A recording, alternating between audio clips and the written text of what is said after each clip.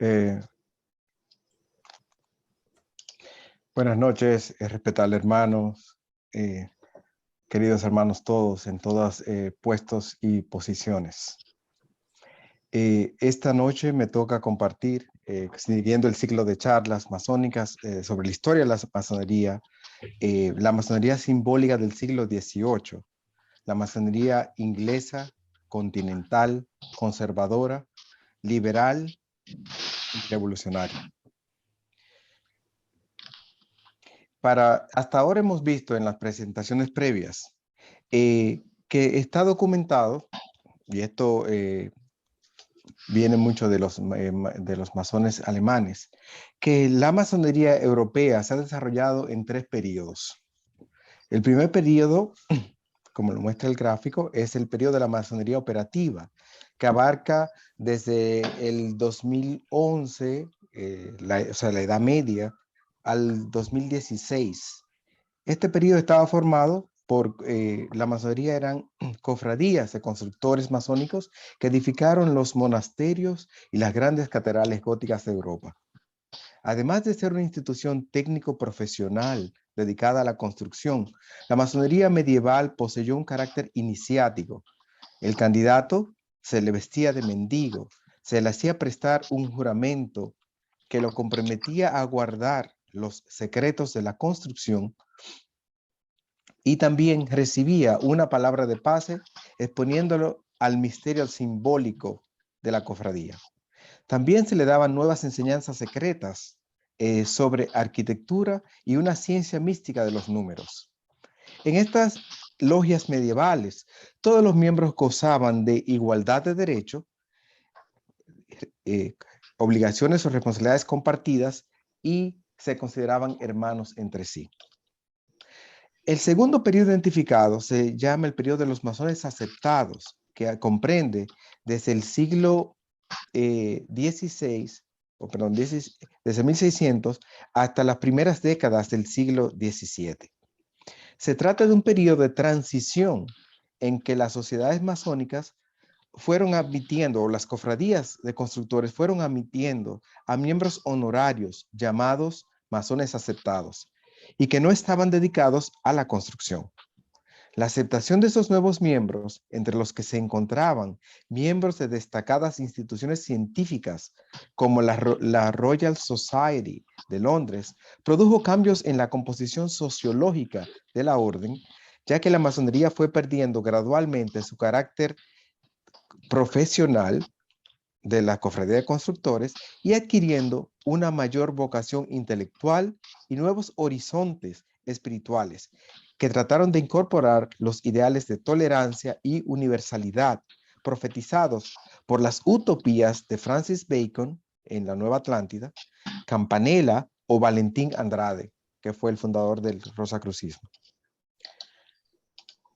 Se intentó hacer de la masonería una sociedad imbuida de orden material, llena de honestidad de sus miembros, sinceridad y deseosa de mantener la paz social dentro de una máxima libertad. La tercera etapa es lo que conocemos como masonería especulativa, que comprende desde el 1717 hasta la actualidad.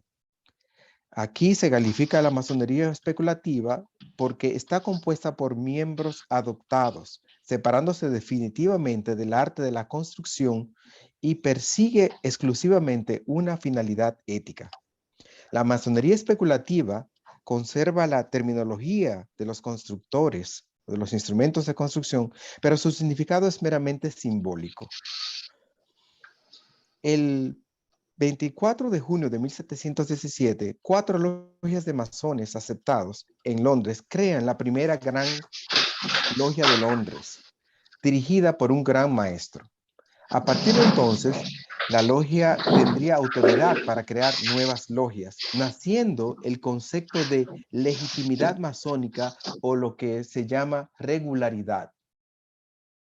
La Gran Logia encargó a los pastores protestantes James Anderson y Teófilo de Sagulier redactar unas constituciones para los francmasones, los cuales aparecieron publicadas en 1723 bajo el nombre de las Constituciones de Anderson. Las constituciones estaban divididas en 4 partes. La primera parte comprendía la historia de la masonería, o más propiamente del arte de construir. La segunda, las obligaciones de un francmasón. La tercera, reglamentos generales. Y la cuarta eran cantos masónicos, con su música incluida. Entonces, a modo de síntesis de este resumen introductorio, pueden destacarse 4 puntos. La masonería la masonería inicial de aquella época exige la creencia de un Dios, pero es ajena a cualquier profesión religiosa determinada.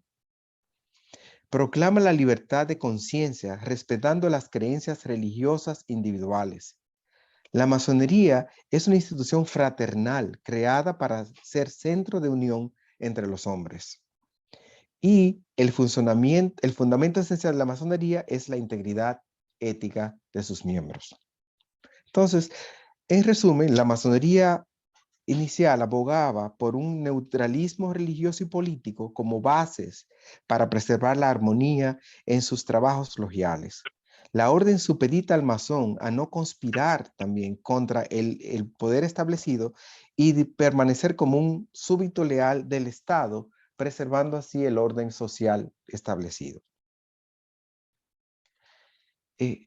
Esto, si se ve el contexto histórico, o sea, es el inicio de la Edad Media, cuando se forma la primera logia, eh, está precedido, esto es muy trascendental, de mucha importancia, porque históricamente Europa está saliendo del feudalismo y de las luchas, las pugnas religiosas establecidas por el cisma de la Iglesia Católica y el nacimiento del protestantismo. Entonces, así nace lo que llamaríamos la masonería inglesa conservadora. En los albores del siglo XVII, la masonería inglesa estaba dividida en 2 bandos. Los modernos, que son los que se constituyen en la Gran Logia de Inglaterra en 1717, y los antiguos, que no están de acuerdo y fundan más tarde su propia logia, Gran Logia, en el 1753. Estos 2 bandos se mantuvieron en pugna hasta culminar, por la mayoría del tiempo del siglo XVII, hasta culminar en la unificación bajo la Gran Logia Unida de Inglaterra de 1813. Otro aspecto que cabe destacar en la evolución histórica de la Gran Logia de Inglaterra es la transformación de la masonería desde de una cofradía de constructores hacia una sociedad más pluralista y con una alta connotación aristocrática. Pero, ¿por qué? Pero cabe destacar que en la evolución histórica, la masonería mantiene un carácter de tolerancia, de universalidad y de amplitud intelectual que atrae a las élites y a la burguesía de su tiempo, dándole a la orden una connotación además de conservadora, de aristocrática, progresista. Este carácter conservador fue reforzado por los preceptos teístas de las constituciones de Anderson antes mencionadas, con un fiel compendio de los detallados de los deberes o all charges y las reglas o landmarks para los masones miembros. Además, cabe destacar que la monarquía inglesa se aseguró de tomar control de la masonería al nombrar a un noble a la cabeza de la orden, lo cual es una tradición que prevalece hasta nuestros días. También se aseguró de designar a la aristocracia inglesa a formar parte de los cuadros dirigentes de la orden. También la masonería se utilizó hasta cierto punto como una herramienta para controlar a los jacobinos y mantener el trono inglés fuera del alcance de los católicos que apoyaban a los Estuardo. El primer noble titulado en ocupar el puesto de gran maestro fue John Montagu, duque de Montagu, en 1721, y lo ven aquí en la gráfica. en la Gran Logia fundada en 1717.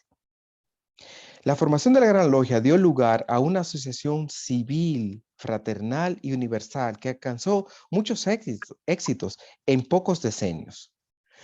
Reyes, aristócratas, el alto clero, artistas y filósofos ilustrados ingresaron a su seno. Esto se debe a que se trataba de la masonería se había convertido en una asociación civil libre de la censura de la iglesia, libre de la censura del gobierno real y el control que existía en las universidades, creando así en una época en que no estaba todavía reconocida la libertad de asociación y reunión ni la libertad religiosa.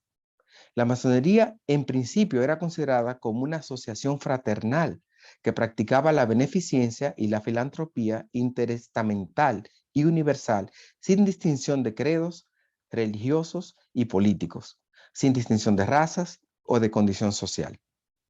La masonería inglesa de, de los modernos que se formaron en logia, modificó el rito masónico conservando solamente los 3 grados, lo cual se evidencia hoy día en las logias azules.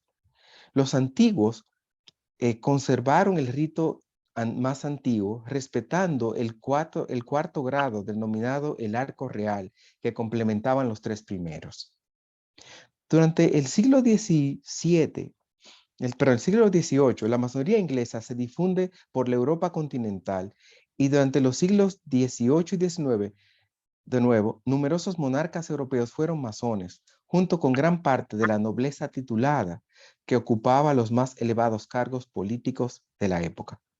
También fueron masones cientos de miembros del clero, incluyendo sacerdotes, obispos y cardenales. El reclutamiento aristocrático de las logias se evidencia por el hecho de que durante los siglos XVIII y XIX, las casas reales y nobiliarias de Europa, en países como en Inglaterra, Francia, Alemania, Austria, Suecia, Dinamarca, Rusia, Grecia, Portugal y Polonia, contaron con masones en sus filas. De ahí los usos y costumbres aristocráticos infundidos a la masonería que denotan ciertos aspectos lúdicos. Así, también los llamados títulos caballerescos, tales como Príncipe de Jerusalén, Caballero Templario o Sublime Caballero Ilustre, evidenciados en los ritos superiores o en los grados superiores. Todo ello expresado por medio de una liturgia iniciática integrada por ritos gnósticos de signo hermético y cabalista, y algunos de ellos claramente anticristianos.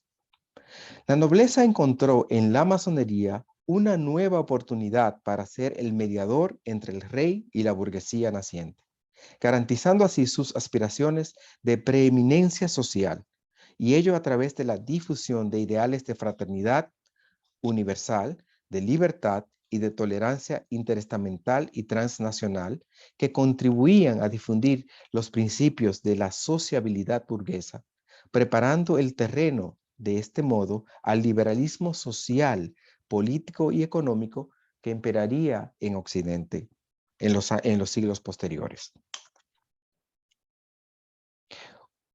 Un masón que asistiera a una logia de cierta relevancia en esa época, podía informarse regularmente de los últimos hallazgos científicos, de las modas artísticas o de las novedades editoriales que ocurrían en Europa. Cabe destacar que en esta época el Imperio Británico experimentaba un incipiente colonialismo y el imperio naciente trataba de anclarse en 2 pilares ideológicos.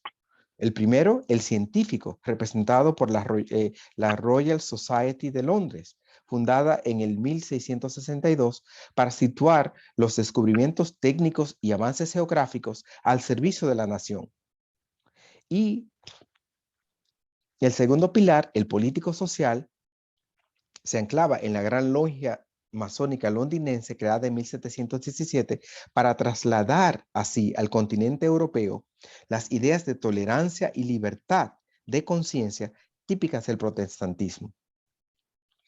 En 1725, el gran maestro James Hamilton, conde de Abercorn, quien también era miembro de la Royal Society de Londres, confirió mayor autonomía a las logias para que pudieran por sí mismos exaltar maestros y compañeros, facultad que era inicialmente exclusiva de la Gran Logia. Esto ayudó a expandir la masonería fuera de Inglaterra a través de las colonias británicas y por la Europa continental y allende los mares. En 1813 tuvo lugar la reconciliación de los modernos y los antiguos, y los grandes maestros de esas logias, los príncipes Augusto Federico y Eduardo Augusto, que eran los grandes maestros en ese entonces, se consolidaron en lo que resultó la Gran Logia Unida de Inglaterra, y se nombró a un miembro de la familia real como el Gran Maestro, una tradición que se mantiene hasta nuestros días. Entonces, en esa época de la consolidación, el príncipe Augusto Frederick, duque de Sussex, fue nombrado Gran Maestro, y en la actualidad, el Gran Maestro de la Gran Logia Unida de Inglaterra la ocupa el príncipe Eduardo, que es duque de Kent. La masonería continental y liberal. A medida que la masonería se difunde por Europa durante la primera mitad del siglo XVII, esta pasa por un proceso transformador, evidenciado principalmente en Francia, donde se crea una masonería propia que se distancia de las características más conservadoras exhibidas en la masonería inglesa y los humildes orígenes de los constructores o de las cofradías de los constructores. Para esto se crean ritos o grados propios que difieren de las observancias establecidas en las constituciones de Anderson. La masonería francesa fue influenciada por el racionalismo de la Ilustración e incorporó tendencias místicas y pietistas. Modificó el ritual, creando o reconfigurando ciertos oficios, como es el del el orador, el maestro de ceremonia o el del hermano terrible. Le dio más importancia a ciertos momentos dentro de la ceremonia del grado, por ejemplo, en la cámara de reflexión, el momento en la cámara de reflexión, e incorporó ciertas pruebas relacionadas con los 4 elementos a la iniciación: las pruebas de aire, de agua, de tierra y de fuego. La nobleza tuvo un papel decisivo en las innovaciones a los rituales de la masonería continental, con la creación de los altos grados filosóficos inspirados en motivos y argumentos de la Biblia, la Cabala, la alquimia, el hermetismo greco-egipcio, la mística orden Rosacruz o la histórica orden del Temple. Los talleres galos fueron un lugar de reunión donde personas sin distinción de clases y religión practicaron la fraternidad en pie de igualdad y permitieron el acceso de sus miembros a todas las logias del mundo. Esto creó espacios de convivencia entre personas de distintos estamentos sociales y facilitó el encuentro entre católicos y protestantes, cristianos, judíos y musulmanes, disponiendo las mentes para concebir una sociedad más justa, igualitaria y tolerante. La libertad de pensamiento que proporcionaban las logias masónicas fue un formidable instrumento de comunicación e intercambio de ideas para intelectuales, filósofos, artistas, científicos, místicos y buscadores espirituales, convirtiéndose estas logias en motores principales de la Ilustración y gestores de los cambios sociales del siglo XVIII que desembocarían en la Revolución Francesa de 1789. Desde el 1740, las logias francesas evidencian una ampliación del universo simbólico de la masonería más allá de los constructores para dar espacio al símbolo caballeresco, e intentaron convertir a la masonería en una orden de caballería mística para darle mayor distinción. Esto dio paso a que los aristócratas crearan los altos grados caballerescos. Surgen en este siglo los ritos los ritos de los grados superiores, tales como el rito de perfección de 25 grados, el rito escocés antiguo y aceptado de 33 grados, el rito de Mizraim con 99 grados y hacia 1786 el rito francés de los 7 grados, entre muchos otros, para citar algunos. El siglo XVIII fue testigo del surgimiento de numerosos ritos en la masonería continental, algunos de los cuales sobreviven hasta nuestros días. También surgieron instituciones paramasónicas, como los Gardiner, que amparados bajo el mito del Edén, del jardín del Edén, y los carbonarios. En 1756, la Logia Provincial Francesa se independizó de la Gran Logia Inglesa y se convirtió en la Gran Logia de Francia, rompiendo con la tradición conservadora de los ingleses y aceptando la irregularidad al desligarse de los landmarks o reglas masónicas establecidas en las constituciones de Anderson y abrazando una masonería más liberal y racional, menos supeditada a la creencia obligatoria en Dios o a la obediencia al rey y al Estado. Abrazando la célebre divisa revolucionaria de libertad, igualdad y fraternidad, la masonería francesa se convierte en un motor impulsor de la Ilustración y precedente del liberalismo al sintetizar valores e ideas alumbrados en las primeras logias francesas antes mencionadas que ayudaron a la disolución del antiguo régimen. Estos cambios fueron reivindicados por la Revolución Francesa en 1789. Esto dio paso a las pequeñas burguesías galas, a las logias masónicas, aunando así el intercambio o la convivencia entre nobles, diplomáticos, magistrados, oficiales del ejército, banqueros, comerciantes, altos funcionarios, artistas, etcétera, permitiendo un intercambio mucho más pluralista. A través de la Revolución Francesa, Francia produce la abolición de la monarquía y la ruptura del dominio exclusivo de la Iglesia sobre la educación y sobre el Estado y la sociedad, separándola del Estado, que se declara un Estado laico y que ofrece derechos y deberes a sus ciudadanos, que dejan de ser súbditos. Y ahí hace la distinción de súbdito, el que solo que es pasivo, que está supeditado a la autoridad, a ciudadano, a una persona que es más libre, que puede pensar por sí mismo, que tiene deberes que puede poner en práctica, pero también tiene derechos. Y esto nos lleva a la última parte, que es la masonería liberal, revolucionaria o nacionalista. Las ideas de la Revolución Francesa y la Ilustración llegaron de Europa a las colonias de los imperios europeos.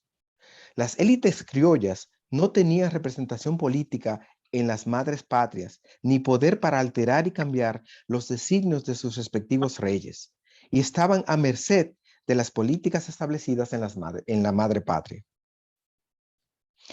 Sobre todo, al alza de los impuestos. La industrialización y el auge de la edad moderna, con sus movimientos filosóficos, como el de la Ilustración, que cuestionan el pensamiento humano, propician una explicación racional de la realidad que va más allá de las creencias, etc. En esta época se producen nuevos descubrimientos y avances geográficos que permiten estudiar y clasificar al mundo natural. Surgen desde el siglo XVI descripciones de sociedades utópicas como la Nueva Atlántida de Bacon, que cuestionan los regímenes vigentes e inspiran a las élites criollas a visionar, a soñar y a luchar por crear otras formas de gobierno más representativas y equitativas, donde el hombre pasa de ser un simple súbdito pasivo a ser un ciudadano con deberes y derechos. Otro factor histórico que avivó la llama libertadora fue el triunfo de la Revolución Americana, que se logró independizar del Imperio Británico en 1776 y fue fuente de inspiración para otros de los movimientos libertarios, sobre todo en las Américas. Este espíritu independentista se prendió en los corazones de muchos próceres patrios como Simón Bolívar, José Martí, Juan Pablo Duarte, José de San Martín, etcétera, que aprovecharon debilidad del Imperio Español para realizar sus gestas libertadoras. La expansión colonial de Inglaterra y Francia en este siglo propicia que la masonería se extienda también a las colonias a través de las logias militares y también por el contacto con las élites criollas con las logias europeas.